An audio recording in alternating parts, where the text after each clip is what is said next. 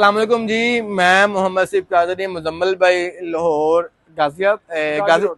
गाजी road से आए मेरे पास। और बड़े अच्छे और शरीफ इंसान है। अल्लाह पाक इस मशीन को इनके लिए बाइस से बरकत बनाए। सबसे पहली बात ये दुआ जब भी इसको दें तो आमीन। आप भी क्या दे करें।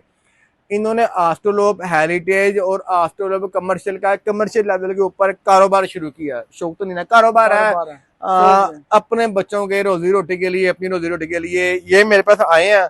और तकरीबन 1.5 घंटा या घंटे के मगरिब के अज़ानें हो चुकी हैं। मुजम्मल भाई कुछ कहना चाहेंगे? ये पकड़े जरा, कैसा आपको लगा? आपने जो जो सवाल मुझसे पूछे हैं आपको मैंने ब्रीफ किया, थोड़ा सा बस जस्ट फटाफट बता दें बस।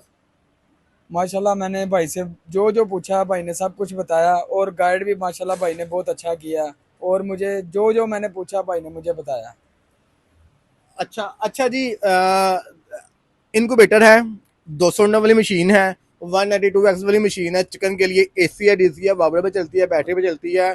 और मुझे अल्लाह ने जितना इलम दिया मैंने उसके मुताबिक भाई में शेयर किया। अल्लाह पे इस मशीन का भाई के लिए बाइस रहमत और बाइस बरकत बनाएगा। जज़ाकल्लाह खैर।